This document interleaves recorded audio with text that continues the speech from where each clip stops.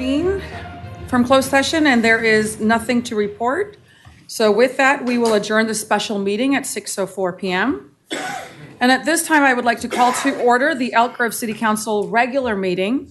Today is Wednesday, August the 13th, 2025. The time is 6:04 p.m. Clerk. Thank you, Mayor. This meeting of the Elk Grove City Council is recorded with closed captioning. The recording will be cablecast on Metro Cable Channel 14, the local government affairs channel on the Comcast and DirecTV Uverse cable systems. The recording will also be video streamed at metro14live.saccounty.gov. Tonight's meeting replays will be on Friday, August 15th at 1 p.m. and Monday, August 18th, also at 1 p.m. on Metro Channel 14. Once posted, the recordings of this and previous meetings can be viewed on demand at the 3ws.elkgrove.gov or youtube.com/metrocable14. For members of the participating audience who may have personal electronic devices, please place them on silent mode during the meeting or on mute when you are not speaking. The Elk Grove City Council welcomes, appreciates, and encourages participation in the City Council meeting. The City Council requests that you limit your presentation to 3 minutes per person so that all present will have time to participate. City Council reserves the right to reasonably limit the total time for public comment on any particular notice agenda item as it may deem necessary. Pursuant to Resolution Number 2010-24, no individual speaker concerning public comment may address the City Council for more than 3 minutes. If you wish to address the Council during the meeting, please complete one of the blue speaker cards, which can be found at the back of the chamber, and provided to Assistant City Clerk Brenda Haggard prior to consideration of the agenda item. With that, Mayor, I will be moving on to the roll call. And starting for the roll call, I will start with Councilmember Spies. Present. Councilmember Brewer. Present. Councilmember Suen. Here. Vice Mayor Robles. Present. And Mayor Singh Allen. Here. Everyone's here. All right, thank you. Next up is our land acknowledgement. Would our Vice Mayor please assist? Thank you, Madam Mayor. We honor, respect, and acknowledge Elk Grove's first inhabitants, the Plain Miwoks, who live as sovereign caretakers of this land and these waterways since time immemorial. We commemorate and advocate for their descendants, the Wilton Rancheria tribe, the only federalized recognized tribe in Sacramento County, who endured because of the bravery, resiliency, and determination of their ancestors, tribal members, and leaders. All right, next up is our Pledge of Allegiance. I'd like to invite Chief Davis to lead us this evening. Hats off, hand over heart. Pledge. I pledge allegiance to the flag of the United States of America and to the republic for which it stands, one nation, under God, indivisible, with liberty and justice for all. At this time, please join us for a brief moment of silence.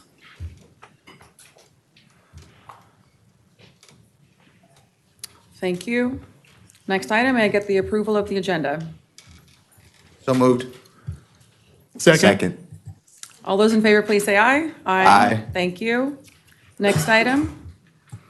Under Section 3, there are no closed session items on the regular agenda, which will advance us to Section 4, our presentation, which is Item 4.1, an annual update from our Disability Advisory Committee. Wonderful. Let's welcome them to the podium. I'm going to do it sitting if that's Oh, yes, of course. Please. Sorry, I didn't see you behind the screen here. Yeah, I know, that's right. Madam Mayor, members of the council, thank you for having me here tonight for an update from the Disability Advisory Committee. Let me start by giving our sincere thanks to the committee members, to Ted Clark, who recently stepped down as chairman of the committee to devote more time to his well-deserved retirement from the state of California. He served as chairman for many years, at least 10 years that I'm aware of, and always provided thoughtful insight no matter what the issue. Fortunately, we will continue to benefit from his wealth of knowledge and experience as he agreed to stay on as a member of the committee. With Ted stepping down, the committee saw fit to elect me as the new chairman and Ann Hennessy as the vice chairman. She's a retired intervention and special ed teacher from Elk Grove Unified School District. A few weeks ago, Val Chatra submitted a resignation and due to a pending move out of Elk Grove. She was a member of the committee for 2.5 years, and was always ready to provide input. I'd also like to recognize our newest member, Daisy Hughes, an attorney. Her expertise in the field of disability law and her passion for the subject are invaluable to this committee. She's been with the committee for a year now and already has led many good discussions at our meetings. I have been privileged to serve on the committee for 10 years now and has tried to represent our entire disabled community. I did not become disabled until later in life, suffering a stroke 16 years ago. Unfortunately, my experience is not particularly unique among seniors. And I hope my own experience in discovering new obstacles as well as well-planned accessibility improvements helps me as the committee addresses these issues brought before it. I would like to thank the council for its ongoing support of us, as well as Jim Ramsey for his work as our committee liaison. The City Council created the Disability Advisory Committee in 2001. The council determined that 3 committee members must themselves have a disability, with the other 2 members identifying closely with those with disabilities. The committee has only had 20 members in 24 years. This past year, the committee provided feedback to the city staff on a variety of programs and projects, including the accessibility components of the 2025-30 Capital Improvement Plan, the Community Development Block Grant and Home Investment Partnership Program 2025-30, the city's e-bike lending library, the city budget operations and outreach, general city communication efforts, and city's accessibility efforts. We also awarded the 18th annual Above and Beyond Accessibility Award to Danny Ford, a volunteer and board member for Project Ride, an Elk Grove nonprofit that offers therapeutic recreational horseback riding instruction to over 600 riders with disabilities and special needs. We supported the city's social media campaign observing October 15th, 2024 as White Cane Safety Day, and the council's proclamation of October 2024 as Disability Awareness Month. This committee will continue to focus on a review of and support of accessibility improvements for city projects, city policies, programs, and services, and will continue to be a resource for the Elk Grove Police Department regarding questions about interacting with those with special needs. That concludes my brief remarks. Any questions, I'm here. Thank you. Thank you so much for giving us that update. And I know I speak on behalf of my colleagues here. We sincerely thank you and the entire committee on your hard work. Accessibility issues are very important to us in the city of Elk Grove, and lifting our residents here who need to ensure that accessibility remains a top priority. So thank you for all of the diligence and the work that you all do. It's my privilege. Thank you. Any questions or comments from colleagues looking to the left? Just to echo your sentiments, Mayor, thank you for giving those who need a voice that voice. Appreciate your service. Thanks. Looking to the right? We good? Oh, I'm sorry. Did you have a comment? Go ahead. Vice Mayor? I think we all just want to say thank you for your years of service, and I think you said 24 out of 20 years, correct? People? 20, let's see, I got to go back now. 20 members in 24 years. Okay. That's quite remarkable. So we stay around Yep. if we can. Yeah. Well, thank you. Thank you for your service. Thanks. All right. Councilmember Brewer. No, I definitely appreciate the presentation tonight, because one of the things that I recall this very committee doing several years ago is identifying places throughout town that need ADA accessibility. And it was alarming to see a lot of sites, both city and Casuma's Community Services District and School District, that were surprisingly without ADA compliance for facilities. And that was very helpful, because we started seeing the city as a whole and all rings of government take to that call and starting to make new facilities and current facilities, retrofitting them to be ADA compliant. And I want to thank you and your leadership and the committee, because when you have that sort of staying power and you're being a partner to the city, that makes the real difference right there. And I know, like yesterday, I did a couple of events. We see how District 56, how that facility is very ADA friendly for the public. And then going to the new Elk Grove High School as they did completed their remodel, and seeing how they have spaces, and just the general campus now is ADA compliant across the board as they modernize the campus. And that was really good, because seeing it through the eyes of those who do need these spaces, and myself, I'm diabetic, And and there's times where my equilibrium is off and I get a little wobbly, and so there's days where I'm not walking with a complete, strong gait. And having that accessibility is really helpful and very mindful. So thank you for your leadership on this, and thank you for being a partner to the city and to all of our other agencies in helping narrow that bridge. Thank you. I'm ready for another 10 years. Love to hear that. Thank you. I think if we're all lucky enough to live long enough, to some degree, we would all come into having some sort of disability. Maybe perhaps it's mild at some point in time, but a walker or a wheelchair or a cane needing assistance to walk. And I really appreciate the committee to taking a look at things through a disability lens, because you may not realize that gap in the sidewalk might be much bigger than you think it is if you don't have the ability to lift your foot, right? So it's like I said, hopefully we'll all be lucky to live long enough, right, to have that. But I want to thank you again for your work, and I appreciate it very much. Thank you. Thank you, sir. Thanks. All right, we will move on to our next item, which is public comment. Oh, we have several people signed up to speak. We will start off with Bonnie Stensler, followed by Jacqueline Canoes.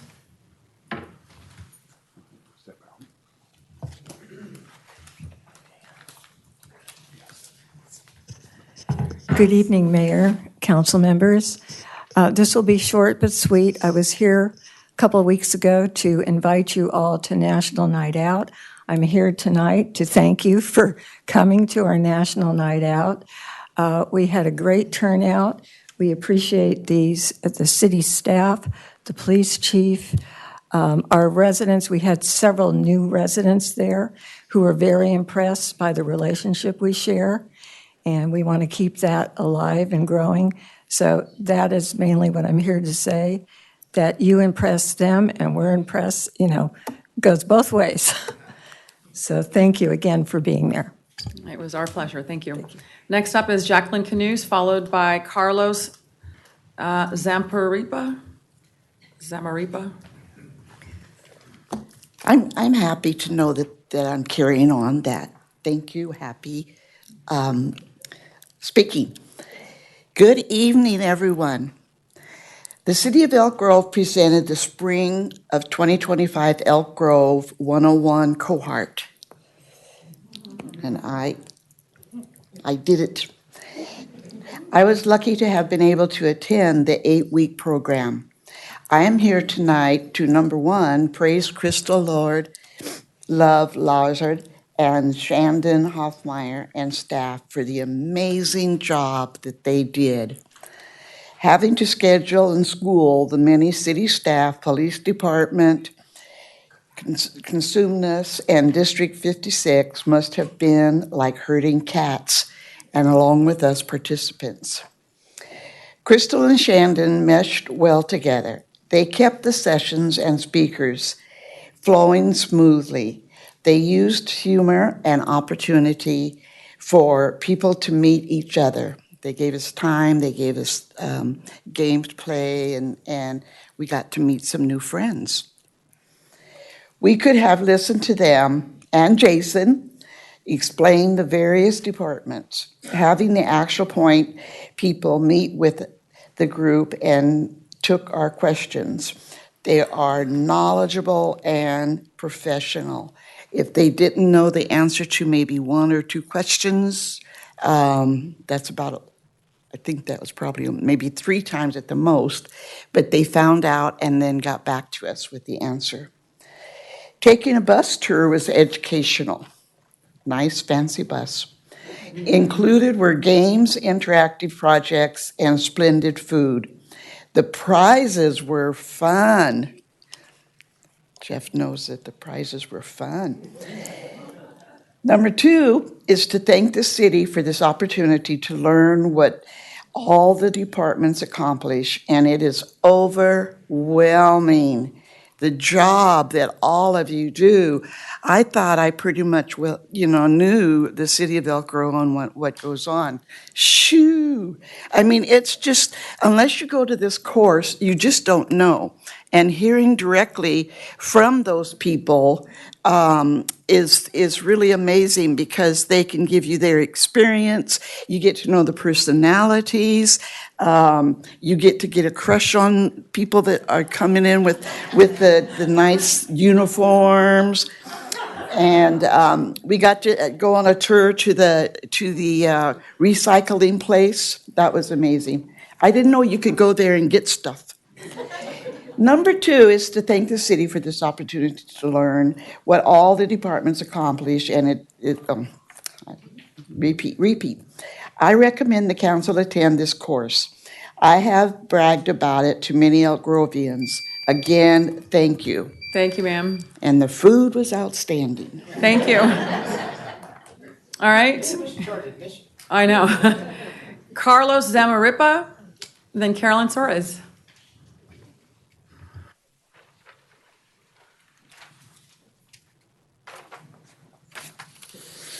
Good evening, Mayor Singh, Allen, and council members. My name is Carlos Zamarripa. I live on Sheldon Road between Waterman and Bradshaw. The following words appear on the Elk Grove City website under About Elk Grove. Quote, take a drive around eastern Elk Grove, the triangle between Elk Grove, Florin, Sheldon Road, and Grantline Road, and you're sure to see a contrast to the western parts. This is the area that once typified the entire community. This is rural Elk Grove. Cattle and horses roam the open space. Strawberries and other fruits and vegetables ripen to perfection. Leaves from the great oaks and eucalyptus rustle in the breeze. Wildlife find refuge, and the pace of life simply slows down. This is a place that represents Elk Grove's proud heritage and agricultural roots. The rural Elk Grove community is a valuable asset to be preserved and appreciated, and city policies ensure this. Just minutes from the hustle and bustle, rural Elk Grove is a place that gives us a genuine taste of rural lifestyle, providing a scenic backdrop of country living and reminding us that Elk Grove's past is still a big part of our present-day city. End of quote. These words proclaim rural Elk Grove as a city's proud heritage and valuable asset to be preserved, appreciated, and supported with city policies. And this is what attracts people to Elk Grove. Unfortunately, our proud heritage is being threatened by a land development called Summer Villas, planned for the southeast corner of Waterman and Sheldon Roads. The developer wants to revise the general plan, remove a 116-acre parcel from the rural area, rezone it from ag-res 1 home per 2 acres to high density, and create an adult residential community with up to 499 homes on 70 of those acres. The proposed increase of 464 units, 35 presently to 499, represents a 1,325% increase. This change is unreasonable, irresponsible, and reckless, and inconsistent with city policies intended to preserve rural Elk Grove. My opposition to the proposal is not just about increased traffic, though there will be plenty of that. The proposal will undercut our rural way of living. The proposal is simply too big to be implemented without substantial changes to the environment, including infrastructure, social, natural, recreational, and economic, as well as flood control, water quality, fire safety, and other city services to make it work. And with those changes, so goes the rural nature of eastern Elk Grove, including our iconic Sheldon Road with its canopy of oak trees. Don't get me wrong, I'm not just another old man who fears change. I actually like change when it's reasonable and manageable. Don't let Summer Villas trigger the beginning of the end of rural Elk Grove. Thank you for your attention. Thank you. Next up is Carolyn Suarez, followed by Kathleen Collins.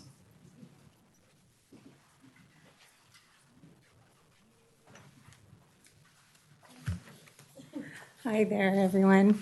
Nice to see you all. And I didn't realize I'm kind of what gentleman was just talking about at Thanksgiving dinner years ago when Rick was on council. We had an immediate family member, at the Thanksgiving table, family member that close, wanted to develop, high-density develop a parcel right at Sheldon, that corner of Sheldon and Waterman. And he's like, no, that's rural. People of Elk Grove want rural. But anyway,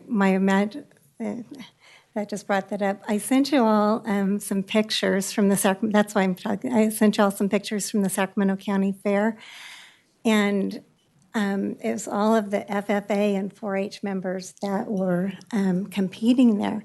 And you couldn't believe the excitement of these kids, the youth of Elk Grove. They were so, I mean, it was contagious. They were so professional and so excited, and just the camaraderie and friendships that they have were just really fun. The pictures I thought they were going to be showing, so I didn't really do faces, so you don't see the smiling faces. It's more the backs with the, it shows their jackets with Bradshaw Christian, Sheldon, Pleasant Grove, Elk Grove High School on there. It was just really fun. And they made it look so easy. You see somebody who's like yay big, leading their livestock around. We could have used them when we had prime rib and sirloin, but anyway. But what I wanted to say too is Elk Grove residents, the high schools here were well represented at the Sacramento County Fair. There wasn't anyone from Sacramento that I saw, the city of Sacramento. They don't have a rural area. I did see Galt and some neighboring towns well represented too, but no one from the city. And that's because Elk Grove has a rural area, like he was saying. And I often hear questions like the development next to us. What do, as the city council and that, what do we want to do with the Elk Grove, with the rural area? It's kind of like something to play with or something. They, developers are wanting to develop it. They want to, like my family member, they want to make a quick buck or slow buck or whatever. Or they want to keep, big lots for big houses to bring more business owners in and that type of thing. But it occurred to me at the fair, has anyone asked the youth of Elk Grove, what does the future, I'm old, what does the future, what do our high school and elementary and junior high students, what do they want? Has anyone asked them? You could have asked hundreds of our youth at the fair, and I know their answer would have been the same. So thank you. Thank you. Next up is Kathleen Collins, followed by Ed Gard, no last name. Good evening. How's everyone this evening? As you know, I'm a longtime property owner here in town, in Old Town. How do you do, Mr. Space? With a list. 1, thank you very much for whomever decided to contact SMUD, as we already had, for taking and removing the tree at Eva and Gage. That was going to be a fire hazard or an electrical problem. Next, we're very concerned that there is a national search for the new librarian at the Old Town branch. Mr. Brewer, I don't know what progress you're making. We need someone that's highly intelligent, sophisticated, knows how best to utilize personnel, not having master's degrees, downstairs mopping floors, and that's an excuse for why they're not helping patrons.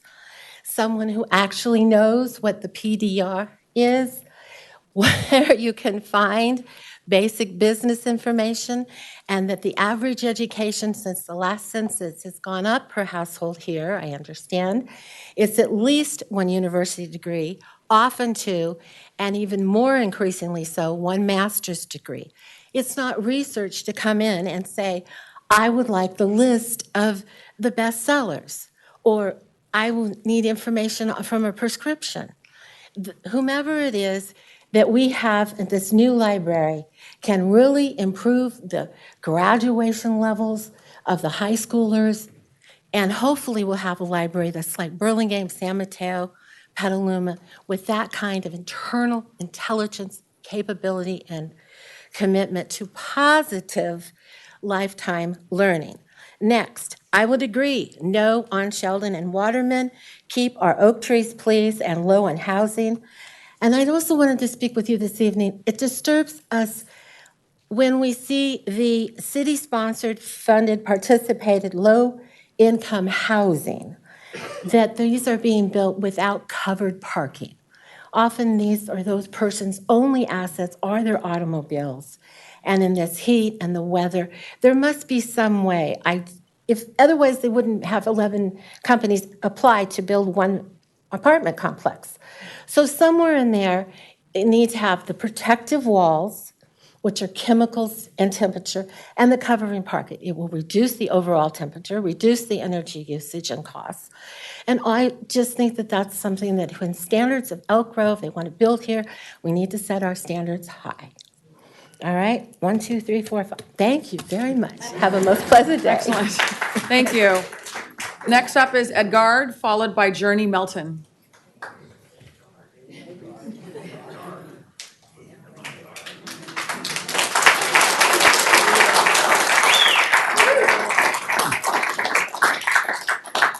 Good evening, Madam Mayor, fellow board members. Thank you for your time. Thank you for the community. My name is Edgard. I am a proud steward of ATU Local 256, as well as a bus driver for Elk Grove Unified School District. I'm here alongside my fellow peers, anywhere from attendants, dispatchers, drivers, mechanics, schedulers, and trainers. Our goal tonight is simple. It's to inform and unite our community, leaders, and the public in support in our fight to a fair contract that we've been battling for 14 months and going. Our members are asking for what is reasonable, doable, and already happening at different districts or in current contracts within the district. Wages, benefits, and contractual language. The public, as well as yourself, know prices have gone up. Rent, groceries, bills, childcare, elderly care, costs all up, all-time high. Yet our paychecks don't reflect that. Neighbor districts have recognized these struggles and stepped it up. ATU continues to fight also contractual language that protects our members, their rights, guarantee of a due process. These safeguards are standards in other districts.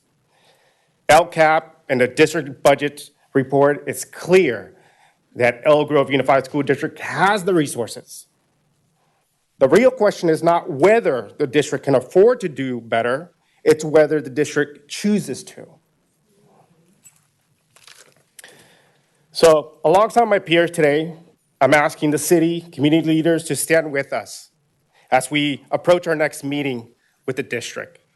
We seek for fair pay, benefits, and honest protection in our contract. Too often we hear, this is all we can offer.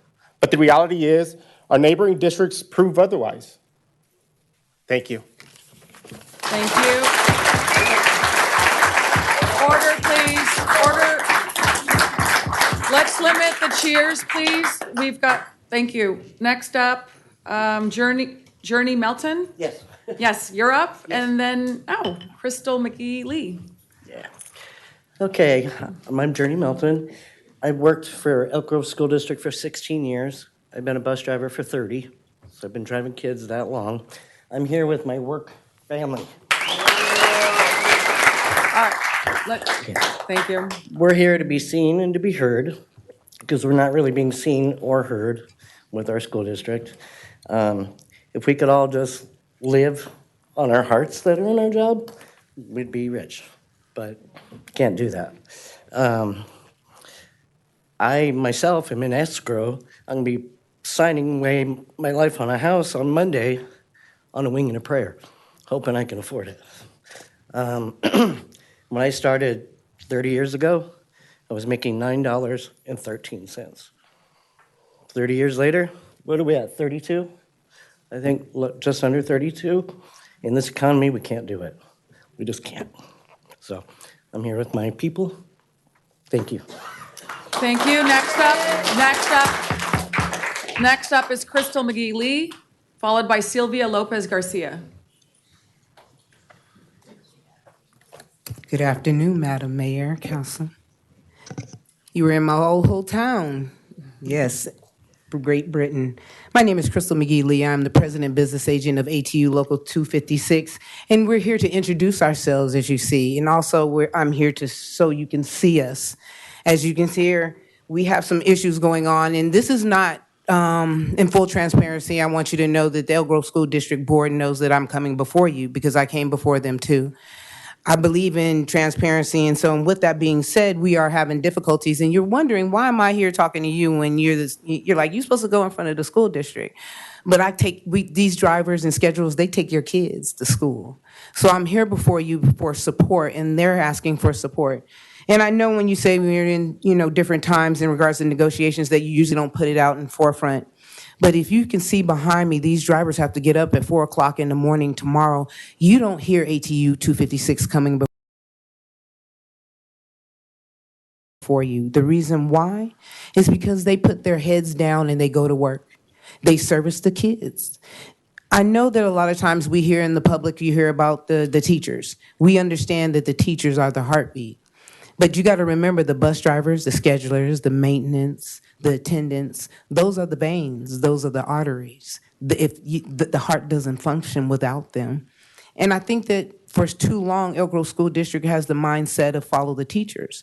Well, the teachers make more money than us, so how can I follow them? So I would love to follow them, and they would love to follow them. But at the same time, we also know that we all work and we all try to do the best that we can do. But we aren't getting paid, or our health insurance. We're not asking for anything outrageous, and that's the problem. You do better when you know better, and if I show you something better, then why can't you do it? Well, that lets me know that you don't want to do it, and as my illustrious steward says, you choose not to. So we chose to come and say, hey, see us, hear us. And maybe you can't do anything, but maybe you can. And whatever you can do, we would appreciate if you do. And with that, I told Elk Grove School District before I came here, these people are people of service. They are not servants. Thank you for your time. Thank you. Order, please. Next up is Sylvia Lopez Garcia, followed by Gerald Austins.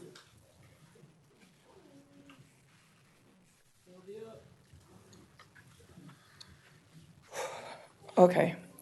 My name is Sylvia Lopez Garcia. I've been driving the school bus for 8 years. I was raised out here, went to Markoffer, Jackman, Valley High, along as my other coworkers, my family here. We're from this community. We're here. We love our students. We love our schools. We wake up at 4, 3 o'clock in the morning. We don't go home until 6 o'clock, okay? And we do it with a smile. We treat all these kids as our own when we pick them up, okay? And all we want is fair pay. We are the largest school district, the largest in Northern California, the 5th in California. Why can't we get what they get? We got school districts that are not even close to us. Sac, Twins River, they get paid more than us. They get health care coverage for free. We're not even asking for that. We're just asking, give us a decent price. Because they gave us a pay raise, and then they bumped up our medical. I have 2 kids. I have to choose between what bills I'm gonna pay and sell my own plasma. I mean, come on now, we're struggling. And they're not even coming to us. I understand if we were coming something crazy, but they're not even meeting us at the table. And we're asking for help. You guys represent Elk Grove. We represent Elk Grove Transportation.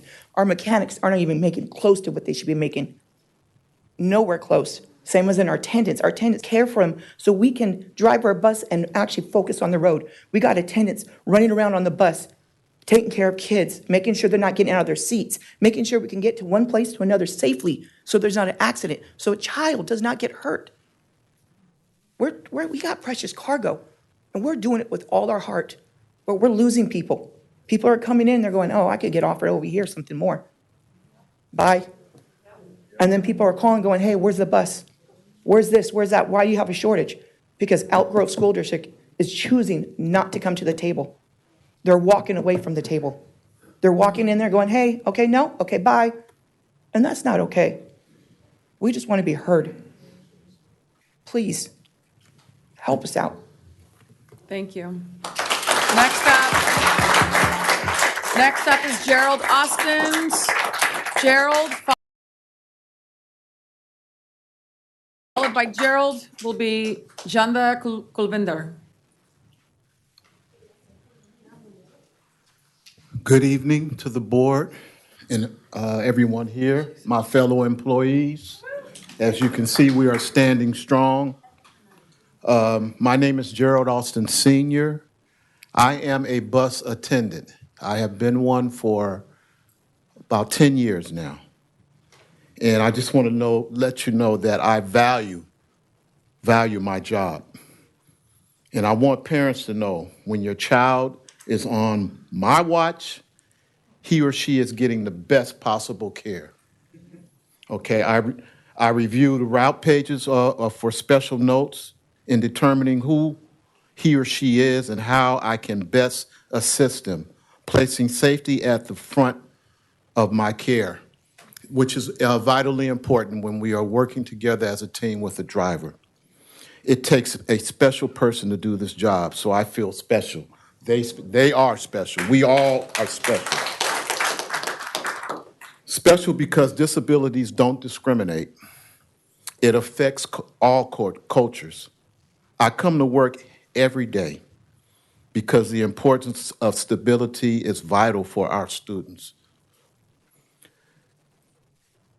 It is my way of giving back to the parents, to the students, to my fellow employees, my community and fellow employees. We live in a time where many folks can't afford to live in the same community they work in, which in turn employees stand a chance of losing quality. Employers stand a chance of losing quality employees. Can you imagine no one wanting to do this job? Quality people at that. With the current growth going on in Elk Grove, more houses means more children, more schools, quality people who care. So I want you to consider not being a parent and you're ready for your child to go to school and there's no one that cares to pick them up. We work as a team and we care about our jobs and what we do. So we feel that we should be compensated the way we care. I have children. You have children. You want them treated in a fairly and treated like you would want them to be treated. That's what we do. That's the specialness of our employees. We work. We care about our children. When they are in our hands, we treat them as if they were our children. So consider it. Just consider it, because it's very important and vital at this time. We are all around the neighborhoods driving in and out of communities. We see the potential growth. We see the growth that is going on right now. So that means later on you're going to need people Your time's up, with sir. quality. Thank you. Thank you. Next up is Janda Kulvinder, followed by Sukhvinder Singh.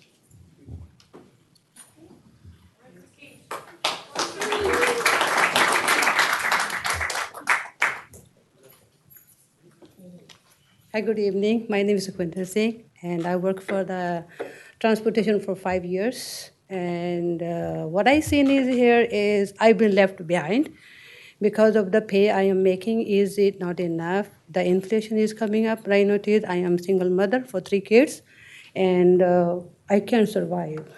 Because I'm stuck the 12 hours contract, but I'm only getting for pay 7. I cannot work any second jobs because I don't left any times. We wake up at 3:45, go to work on time to make sure that we are taking the students on time, so parents are not upset. And so the dispatch is not upset too, is it, to not taking the student on time, is it? We are left behind with all the board members are, because I never met anybody from the district coming to the transportation so we can be seen. So we are here to help, we need your help. So I know that you have your power and you can help us. So please help us. Thank you. I'm sorry, was your name Sukhvinder or were you? You can call me Sukhi Singh. Okay, thank you, Sukhi. I actually had called Janda Kulvinder. He's standing by me, but he can only say. So you're not speaking? All right, so we will move on to our next speaker, which is John Montello.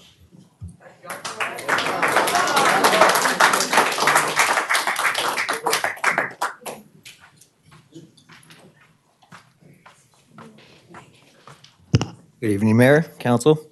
I'm here, my brothers and sisters, because we are fighting for what it can do to get us to survive. I know as a single father of 2 kids and paying medical insurance and all the other fees that we have to pay, I'm barely surviving. It's a struggle every day. I'm up at 4 o'clock every morning to make sure that these kids are at school for these kids to learn. That's my job. That's what I take responsibility for. I don't know, I'm pretty sure the number is pretty up there, but a lot of these kids rely on the bus to get to school. A lot of these parents rely on the bus to get to school. Without us, half these kids probably wouldn't even be at school. So it's on us every day to make sure that we're there, to make sure that they're getting the proper education. At the same time, we need what's fair for us as well to get this done. We need a raise, or we need lower medical. I'm barely surviving, barely. I do everything I can for my kids. I make sure that they go to school when they need to. I make sure that they get the education that they need in Elk Grove. And I think for as big as this community is, rich as this community is, and us bus drivers, what we get is not fair at all. So we need to get whatever we need to get rolling to make it right for us. We have trainers that are getting trained and leaving the district to go to Sacramento Unified, to go to Twin Rivers, to get that free medical, to get that pay that we're getting. They start out at what our top pay is at Sacramento Unified. It's enticing to leave, but I love it here. I love my job. I love these kids. I've been here 5 years, and I have an attachment with these kids. So I want my brothers and my sisters to get what's done and what's right for us. Thank you. Thank you. Next up is Juanita Moreno, followed by Martha Perez. Juanita?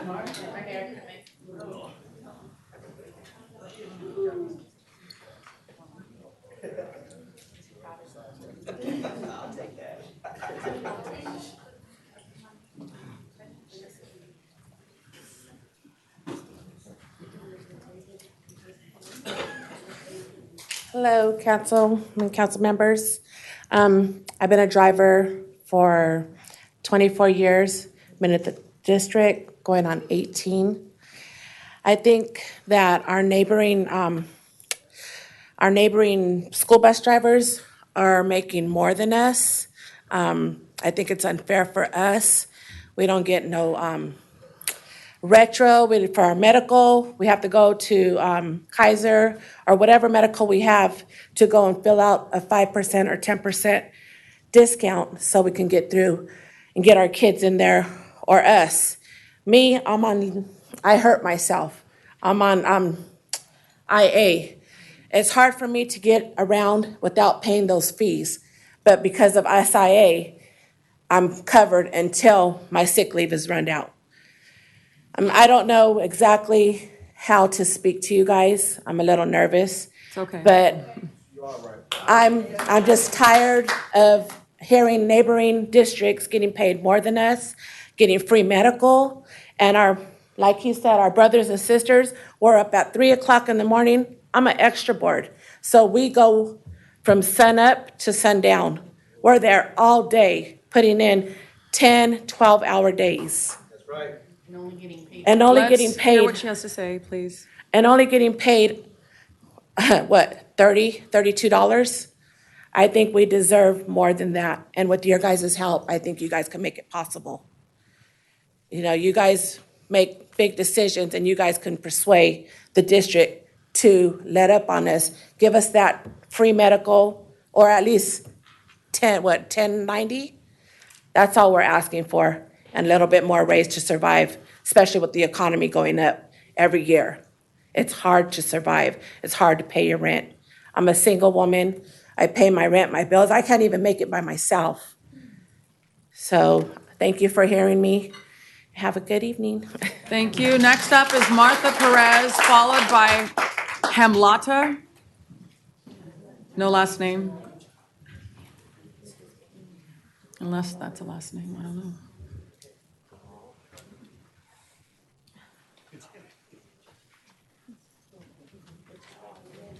Hello. I'm always a little nervous too. Good evening, everybody. My name is Martha Perez, and this is my son, Kane.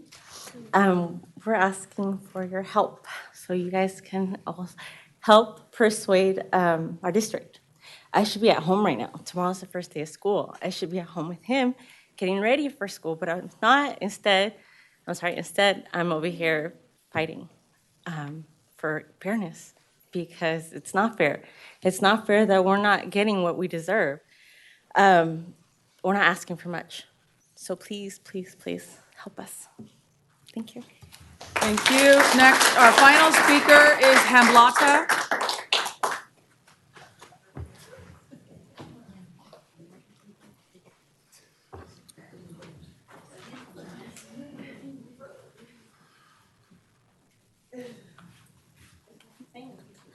Good evening, board member and everybody and my coworkers.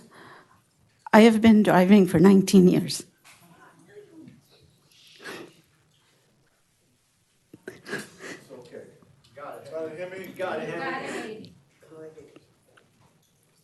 I love what I do.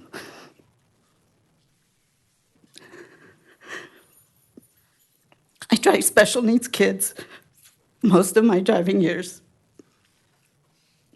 And they need consistency for us to be there every day for them.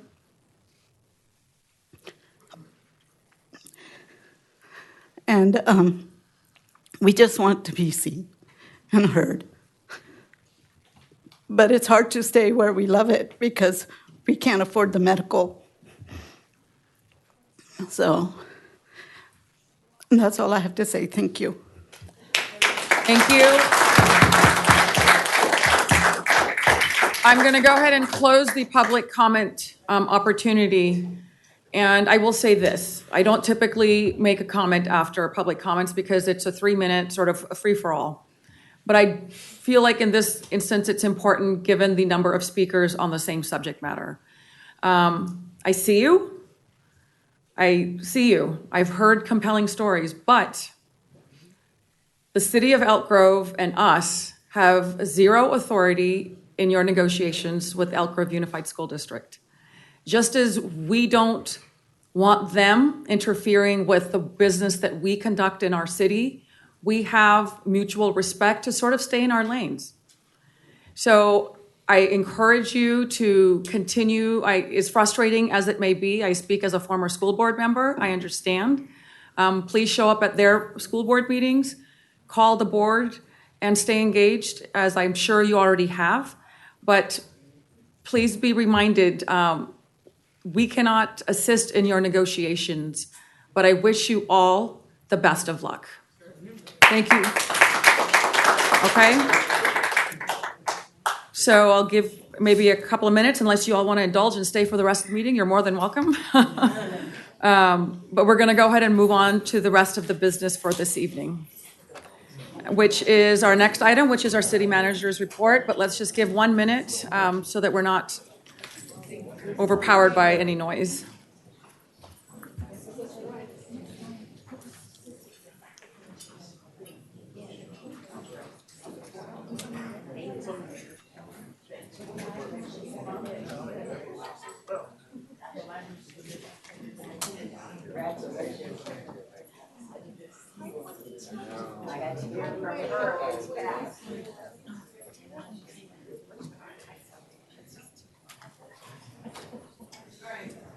All right, thank you. We will go ahead and move on to our city manager's report. All right. Mr. Behrmann.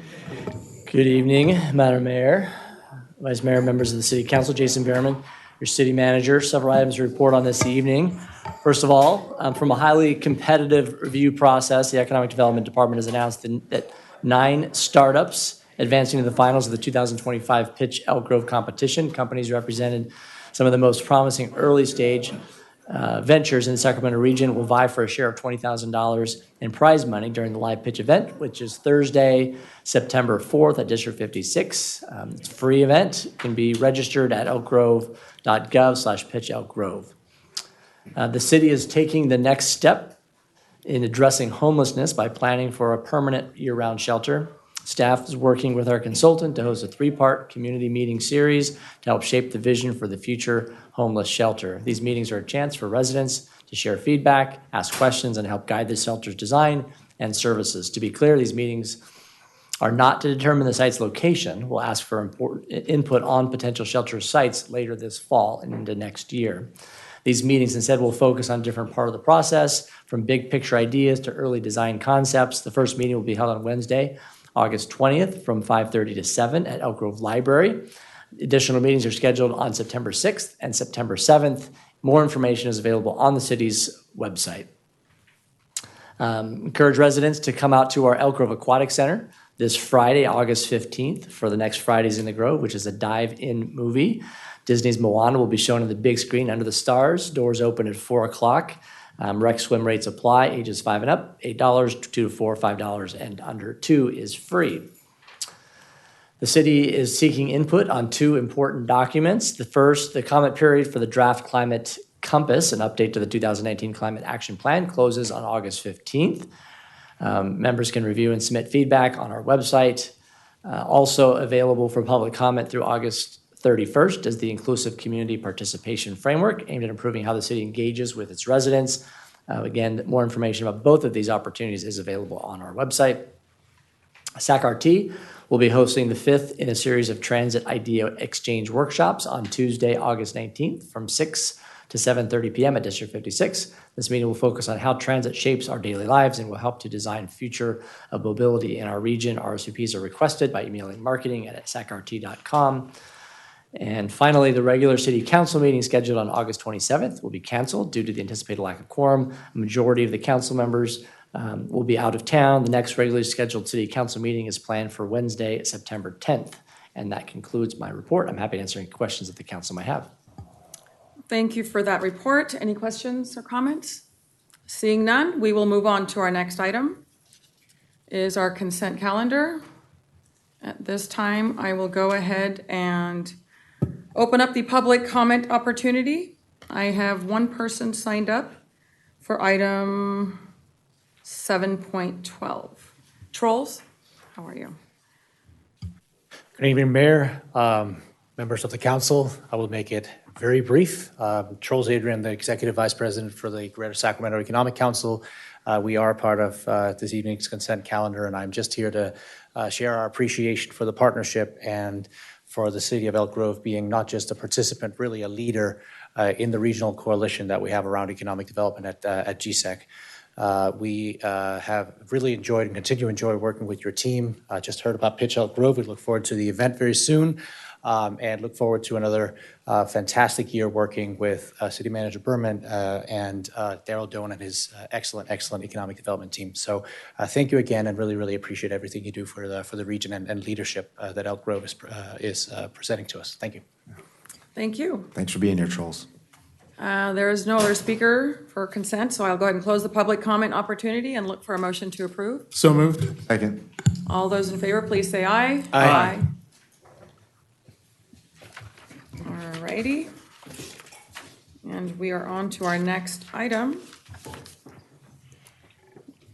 which is to receive an update on City Council priority projects, item 9.1.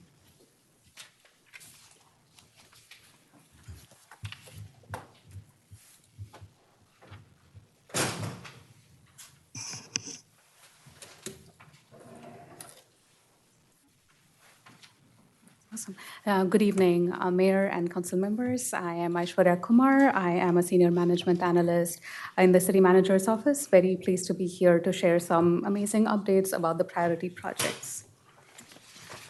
So some background to start us off. The City Council conducted its biennial retreat in February 2025, where it reviewed and updated its goals for the following 2 years and identified strategic initiatives to address them.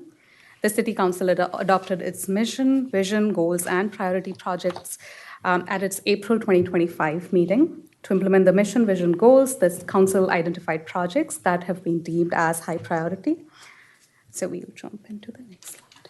The city mission and vision statements have been included here. The mission is to provide exceptional services that enhance the quality of life for our residents and promote a thriving economy in an efficient and cost-effective manner. The vision is that Elk Grove prioritizes a superior quality of life for all that builds upon the community's diversity and heritage through safe, welcoming, and connected neighborhoods, with a variety of residential, educational, and employment choices and amenities that create a sense of place. These are aligned with the City Council goals. The mission and vision, again, are supported by these 4 goals. Each goal is reinforced by 4 to 6 supporting statements, and details can be found on the city website. We then implement the mission, vision, and goals through our priority projects. We have 25 projects that have been deemed as high priority. Sorry, we still Pardon me, have. Ash, that one snuck up on me. Pardon me. We still have, our Sorry last for the public intrusion. comment. You're out of here. No. So staff reports on the progress of implementing these projects twice a year, and the update today covers the period through July 2025. These projects are organized into 4 areas: civic amenities, transportation, community development, city operations, and public safety. So we'd like to highlight some of the major accomplishments this evening. Jumping onto the first one is our Elk Grove Library. The project is under construction. Interior underground utilities have been completed. Our contractor is currently working on erecting walls, installing steel as part of the ceiling or roof, and installing mechanical ductwork. The project is anticipated to be completed by the summer of 2026. The next one is our traffic signal communication network. There's field work at 103 intersections that has been going on since January of this year, and the project is anticipated to be completed in October.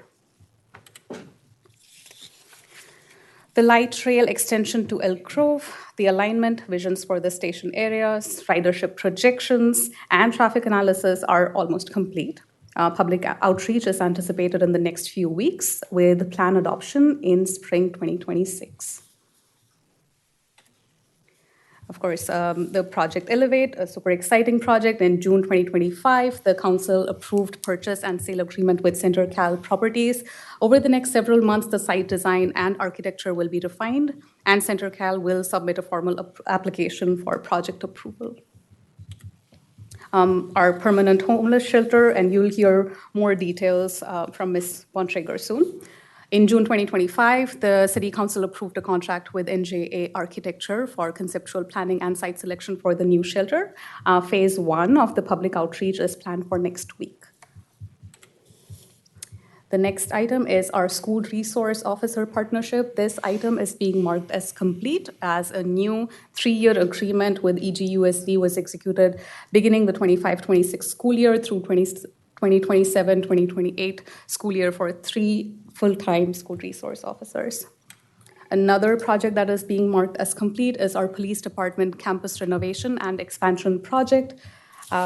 Some updates about this. This was the tenant improvements at 8380 and 8400 Laguna Palms Way. The improvements were necessary to reconfigure workspaces following the move of the EGPD's forensics and property and evidence divisions to the new studio court building. This work also accommodates the growth in the police department with new Measure E positions. Those were all of the highlighted projects. The staff team is available to answer any questions you may have. Thank you. All right, thank you for that outstanding update. The public comment has not been refreshed on my end, so I don't know if there is one or not, but I'm going to go ahead and open up public comment opportunity. We don't have any speakers on public comment. Okay, it's so, still, yeah. okay, great, it's been cleared. Thank you. All right, then I will go ahead and close the public comment opportunity and look to the left. Any questions, comments? I'm excited to see all those move forward. I have a quick question because I'm not involved in the RT work, but is the plan going to bring a light rail station into the city and then bus rapid transit, or is it bus rapid transit throughout? Everything's on the table. Everything's on the table? Okay. Yeah, just real quick, we have a couple of options or scenarios that are being looked at. One is light rail all the way down to Camer. One is light rail to District 56, transitioning to a BRT system down to Camer, and then BRT for the full extent. There's also a couple of different versions of that alignment in terms of, is it in road running? Is it on side of the road? Is it in the median of the road? So we're looking at it a couple different ways to identify what the right combination is that'll include ridership forecast and some financial considerations.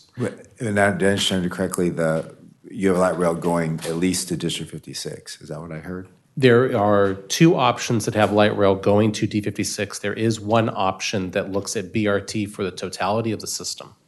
Oh, okay. Okay, but nothing with the light rail at Sheldon and Bruce, or Bighorn and Bruceville. So we haven't gotten to a phasing analysis yet, and so either option that includes light rail to either D56 or to Camer would allow for potential phasing to at least the Sheldon, Bruceville station. Okay. Okay. Thank you. And SAC-RT is having, they're doing similar studies, and then there's also even, from SACOG as well, providing input to both. Yeah. On these kinds of things. Yeah, we just haven't heard about those scenarios. I'm just concerned that it's very difficult to change modes. And so when you're in the city, I think it's important to have the light rail extension in, just because it's very difficult to get to CRC station or Meadowview station, even with BRT, because the traffic is always bad on those roads. So Yeah, I look forward to those studies as well. Yeah. Particularly capacity. yeah, thank you. Yep. Looking to the right. Any questions, comments? All right. Thank you. We will move on to our next item. And that is 9.2.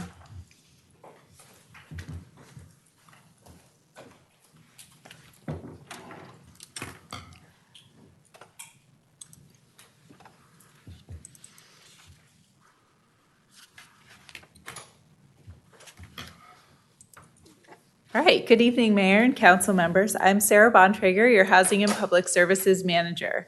I am here tonight to give you and any members of the public that might be watching a preview of some of our permanent shelter outreach efforts. So we recently adopted the contract for NJA Architecture, our architect partner on the shelter effort. In recognition of the fact that while our lease expires in September 2028, and that seems like a long time away, it really is not. And so we have to get planning on our new shelter. So NJA is currently contracted to help us with the first two phases of this. The conceptual plan development, that's figuring out what we need in the shelter, what kind of services we want to offer there, what kind of space we need to offer those services, how big of a site we need to do that. And then for phase two, which is our site selection process, likely the more controversial of the two phases. So our phase one takes place over the next couple of months, and phase two we're hoping to wrap up in December or January. So NJA has been great at working with us so far. They have a lot of community engagement experience. They've worked on the City of Lodi's shelter. And we're really excited to have them help us out with our first community workshop series. So we wanted to provide, we heard the council feedback when we brought forth the contract to you, a lot of public engagement through this process, and a lot of formats, recognizing that not everyone has the capacity to come out to an in-person meeting. So we've planned 3 community workshops. There is some overlap between them, so if someone can't attend one, they'll be able to catch up for the others. So as Jason mentioned in his comments, August 20th is our first one, and we're holding that one in person at the Elk Grove Library.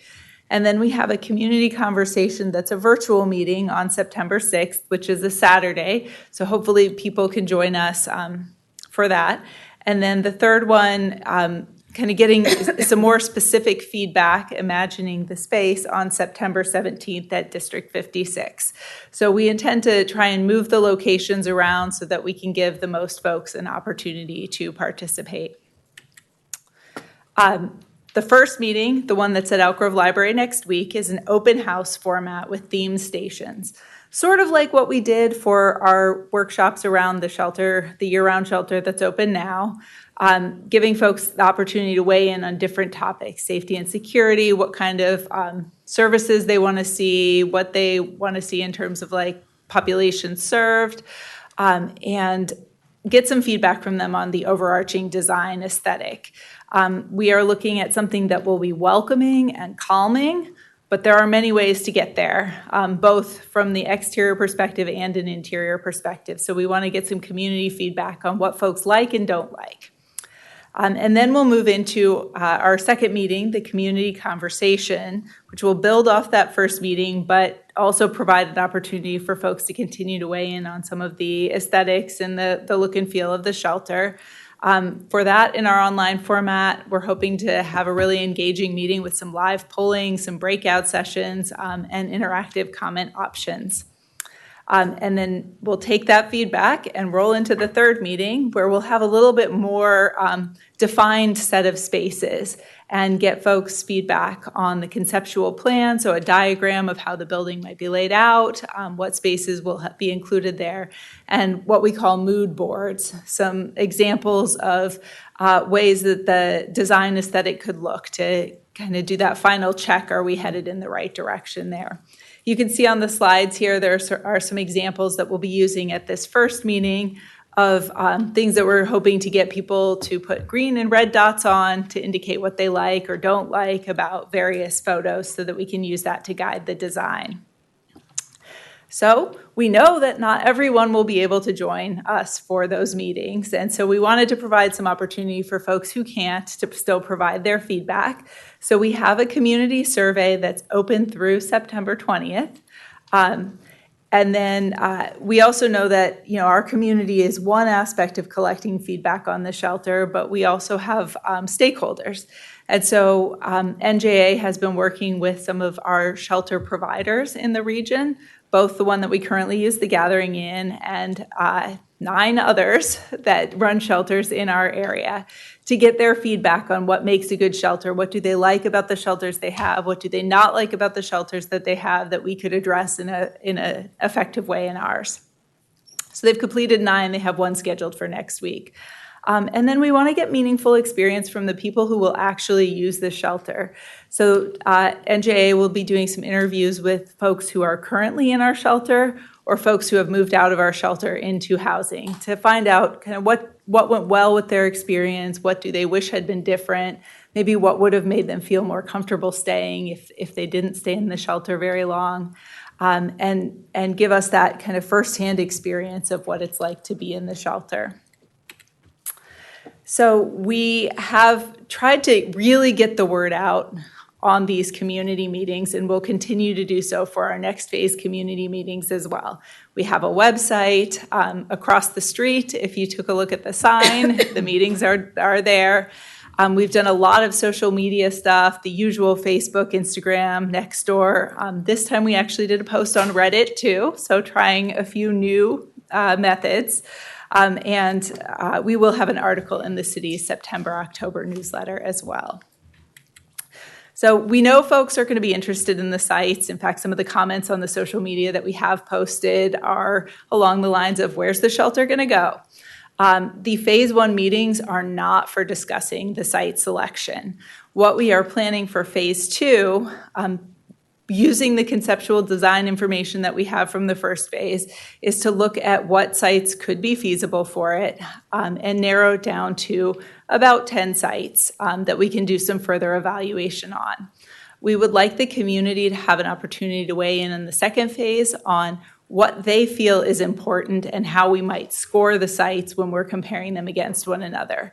So we want to know, is it important to the community that it's close to transit? They rather it be further away from schools or parks, and be able to try and balance that in an objective scoring methodology, which we'll then use to test the sites and score the sites. So we anticipate doing kind of a general meeting about the scoring, and then we'll have a number of site-specific meetings where we look at, where we have a meeting for a cluster of sites, and residents can come out and give their feedback, as well as through other channels, online surveys, virtual meetings. But we really heard the council when you all said we want to have a lot of engagement in this process, and so we are planning for quite a bit of engagement. More to come on phase 2. We don't have the meeting date set for that yet, but I'll be back before you when we're ready for that. Happy to answer any questions that you all have. All right, excellent presentation. At this time, I'll go ahead and open up the public comment opportunity. I do not have anyone signed up to speak. I'll go ahead and close public comment opportunity, and I will look to the right for any questions or comments. Nothing from any. Looking to the left? Just, Sarah, thank you for putting this together. It's a very robust outreach plan. I think you really hit the mark in terms of the phasing. I'm glad that we're not getting to site selection until phase 2, more of a visioning first. I think that's Yep. really appropriate. Thank you. Thank you. I'm really appreciative of all the work that's gone in, particularly as it relates to the public engagement component. So thank you, great work. And with that, we will move on to our next item, 9.3.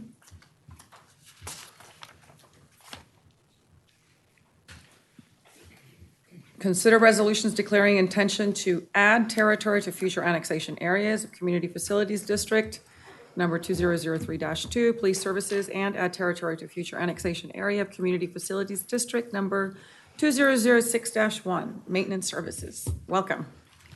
Good evening, Madam Mayor, Vice Mayor, and council members. I'm Cindy Tiffany, and I'm the Finance and Budget Analyst, and I'm here to present on modernization of future annexation areas specific to CFD 2003-2 for Police Services and CFD 2006-1 for Maintenance Services.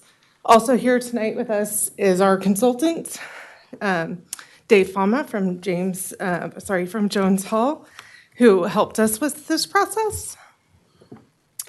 Little bit of background, you've seen me here before for annexations, but I'm here specific to talk about the two community facilities districts. The first was the Police Services District, which was established in November of 2003 after a fiscal study. This covers additional costs of police services due to new residential development. For CFD 2006-1, this was established in March of 2006 after a fiscal study, and is done for offset of a shortfall of revenue for landscape maintenance and services citywide due to new development. The current annexation process, as some of you may know, is lengthy. It's originally a requirement of annexations by the city into these CFDs as a condition of project approval, and these must be completed prior to building permits or maps issued. This process begins with a resolution of intent that is adopted by you as city council members. Then maps are recorded with the county and ballots are sent to the landowners. Following that, the public hearing is held within 30 to 60 days following the ROI. After the public hearing, the ballot is read, and then City Council adopts a series of resolution and ordinances to annex these parcels into these CFDs, and the notices are filed with the County of Sacramento. With this modernization of the CFD process, what we're recommending is that we set additional territory for future annexation, and what this is doing is defining a future annexation area, which allows the parcels to be annexed in through what is called unanimous approval. Unanimous approval constitutes a ballot and waives a public hearing for the landowner. This streamlining and annexation process avoids additional steps of bringing items to council twice, avoids the mailing of the ballot, and reduces the timeline for annexation process for these CFDs. This defining of these annexation areas is not creating a new annexation area. It is only modernizing the process we're currently following. Currently, when we come to you for an ROI, that is our map, and so those are our annexation areas. This is reducing that by setting a boundary. So for the first one, CFD 2003-2, the proposed future annexation area will include the current city's boundaries, excluding, if on the map it's a little harder to see, but the original formation parcels from 2003. So that is all that's on this map. The hashed area would be the future annexation areas. We also are in this police services would not be including the Poppy Ridge service area because that has its own police service CFD. This future annexation area does not change any of the previous 77 annexations that have been completed into this district. similar with CFD 2006-1. This annexation aerial proposal is hashed. The original parcels from the original formation from 2006 are excluded, and then the other excluded area is CFD 2005-1 Maintenance Service District, which is Laguna Ridge, which already has its own service district. This future annexation area does not change the previous 103 annexations of parcels that have been completed already. If the ROIs are adopted this evening, the public hearing would be scheduled for September 24th, 2005. I will say this, other cities that have recently done this are Rockland, Patterson, and City of Stockton. I'm here with our consultant. If you guys have any questions, that concludes. All right, thank you for your presentation. At this time, I will go ahead and open up public comment. No one has signed up to speak. I'll go ahead and close the public comment opportunity. Open it up to any questions or comments. This time I'll start to the left. Any questions, comments? To the right, seeing none on the left. Any questions or comments on the right? All right, well, I have no questions, so I look for motions 1 through 2. Second. All those in favor, please say aye. Aye. Thank you.